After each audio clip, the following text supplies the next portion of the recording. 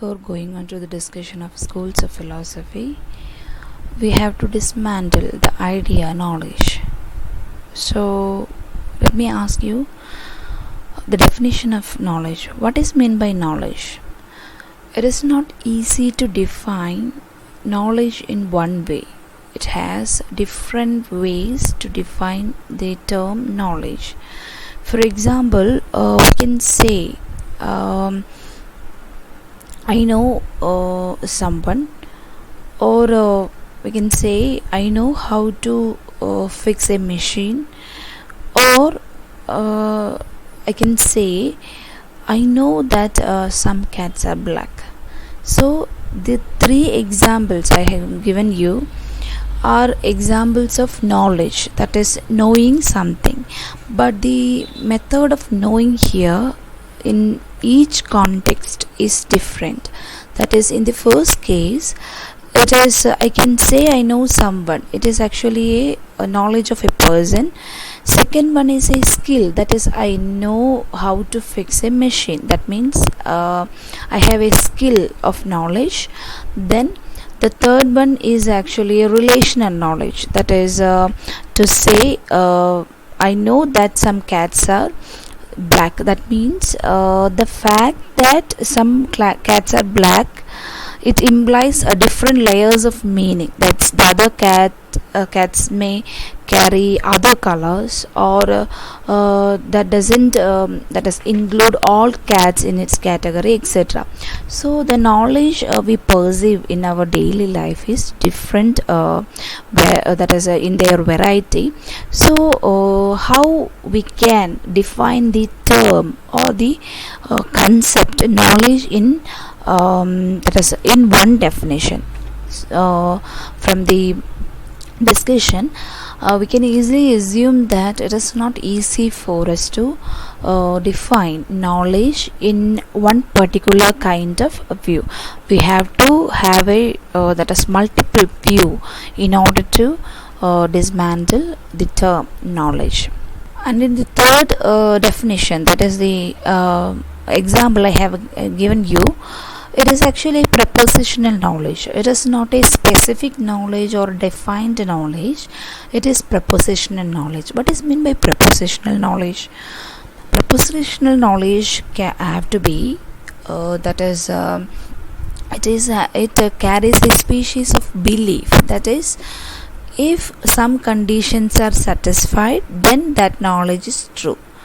Knowledge doesn't if it is a knowledge, it doesn't mean that it can be true in all context.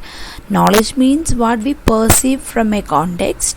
It may be true or it may not be true. So in this context, it is prepositional knowledge. It is true to some kind of species of belief. That is, some cats are black, and it is true for that specific cats.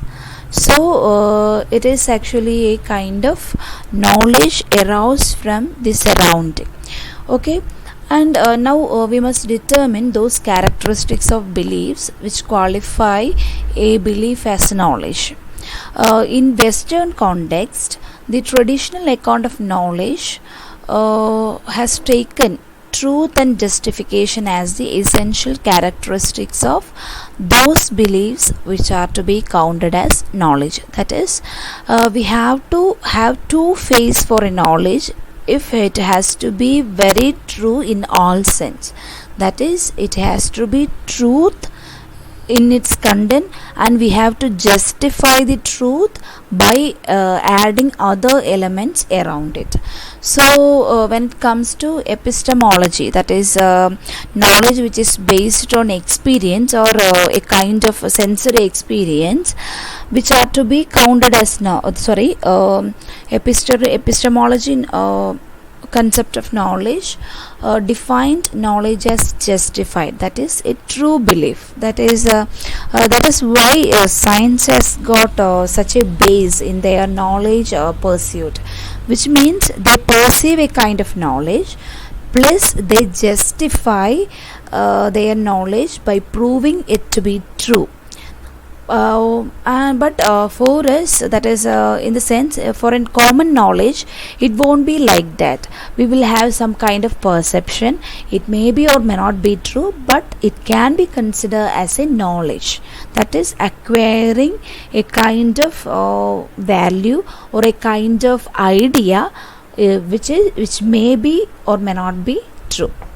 But for epistemological knowledge, it is true and justifiable. And when we perceive this kind of definition, we can draw a that is some kind of argument which is based on the concept of knowledge. That means we have to satisfy everything, then only it will turn out to be a that is truthful statement. The first one being P, that is P means a true perception, that is what we perceive by seeing or sensing using our senses. Okay, first one being the P, second one being A believes that P. That means P means a knowledge. Second one is A means maybe a person believes that P exists. Then A's belief that P is justified. So it has to be perceived by a person, plus it has to be justified. So when it comes to an argument, if we have an experience with a person and his character may be the P, okay, and A may be the person who perceives this knowledge, then in the third stage we have to justify his character, that is whether he is good or bad. If he is good, we have to justify the fact that he is good by collecting other elements which will help us to prove him to be good. Then only we can say it is a true knowledge. Otherwise it is only a knowledge. It won't be a false knowledge, but it is only a knowledge. From the above discussion, we have to draw a fact that knowledge can be true or false, but there is a concept which came up to be known as knowledge exists in every context. The truth content or the that is whether it is true or not, it does not matter, but we have to admit that there is a concept exists in the world which is known as knowledge.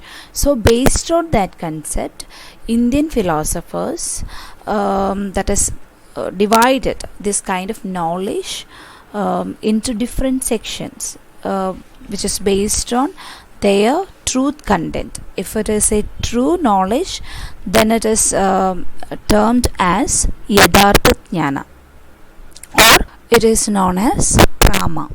So there is other concepts which is related to knowledge. First of all, we have to familiarize with the word Jnana. What is meant by Jnana?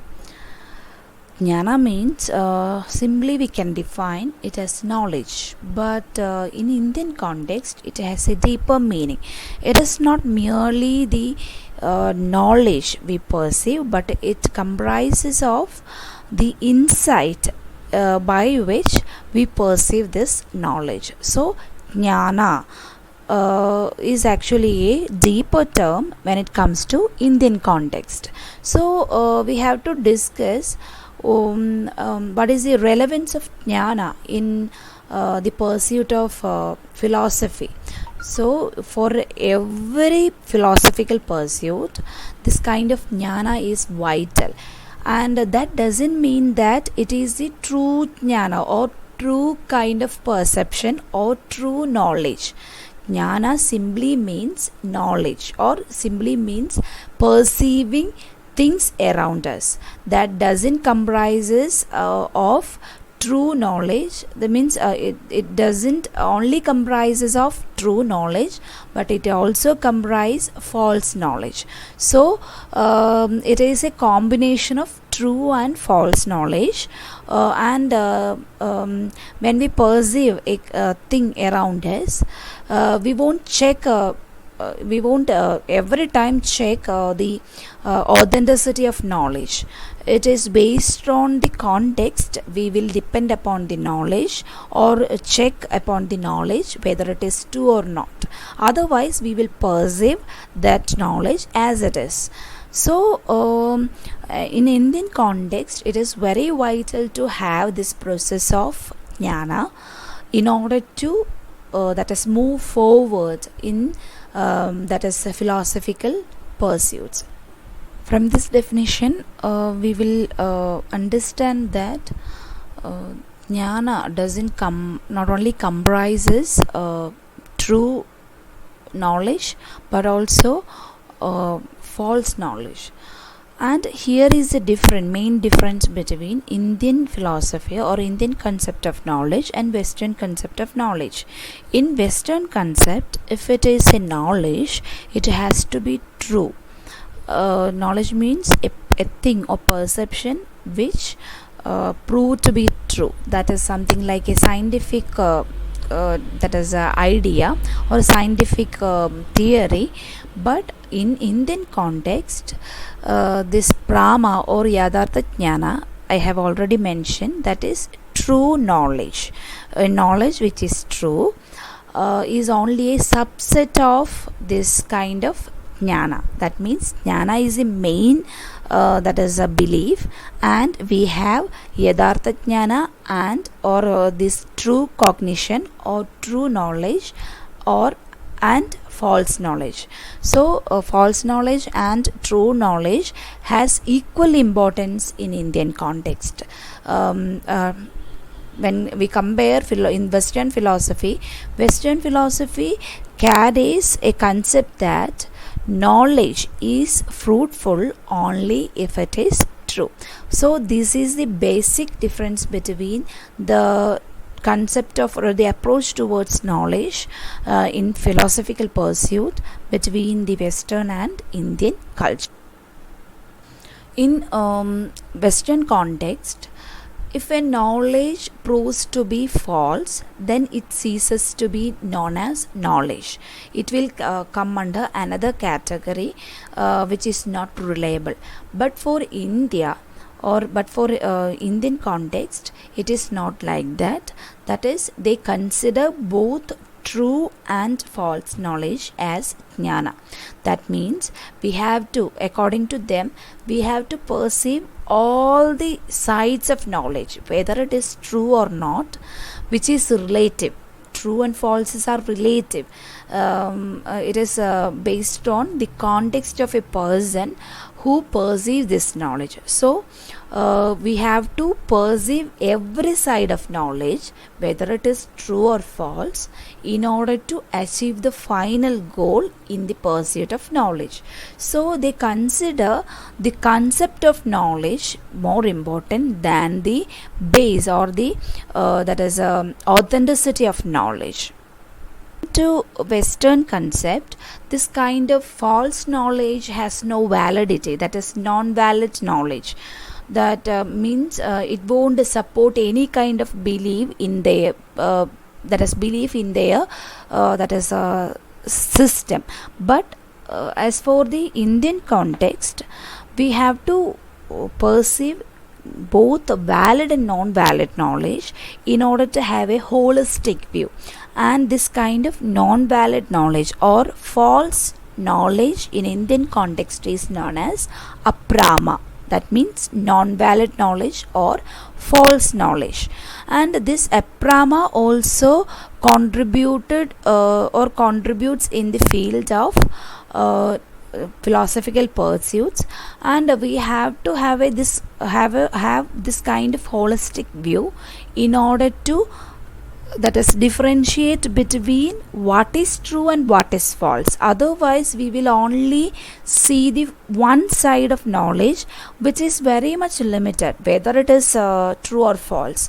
We have to comprise all kind of knowledge in order to compare, contrast, then move on to the better one. So it is something like a comprehensive view which is being depicted here. That is, if you have this kind of comprehensive view, then your knowledge will, or your final knowledge will be very much valid, because we will understand what is true in our context and what is not true in our context. Then we can identify the or we can differentiate between the good and the bad. That is a concept carried out by the philosopher during that time. When it comes to the different schools of philosophy, they carry the concept of prama and aprama, that is valid and non-valid knowledge, in different level of understanding. Some schools accepts the existence of valid and non-valid knowledge as one knowledge, or was as one whole knowledge. Some other uses this kind of two contradictory terms in order to carry out the difference between two kind of knowledge exists around us. So they use both valid and non-valid knowledge, or prama and aprama knowledge, to conceptualize their worldview. This concept, this kind of truth, the concept of truth, which is related to valid knowledge and non-valid knowledge. That means if it has truth content, it is known as valid knowledge. If it is not true, it is non-valid. So this concept of truth, or the view of truth, in different schools of philosophy, they carry different view, but all of them accepts the existence of truth in knowledge. That is, truth as an essential thing in knowledge. So this led to the different world view of different schools of philosophy. So when we move on to the next concept, that means when we considered the truth content of this knowledge, smriti or memory is very important. Why memory is so important? Because for validity of knowledge, this truth content or the validity of knowledge, which will lead to a problem, this kind of memory. That means we perceive everything using our sensory perception, and we store these kind of knowledge within our brain, which is later known as smriti or memory. So based on that memory, we will act in our future life. That is, our future pursuit of knowledge is also influenced by this kind of smriti or memory. So it is quite natural, if we have a good knowledge, that means valid knowledge, then we will have a valid kind of perception in the future. Otherwise our future pursuit will also be non-valid, because we based upon non-valid smriti. Okay.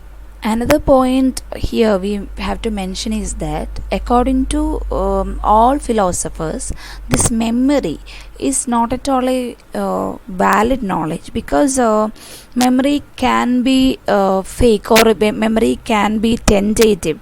We can't rely upon memory fully in order to build a basic kind of knowledge.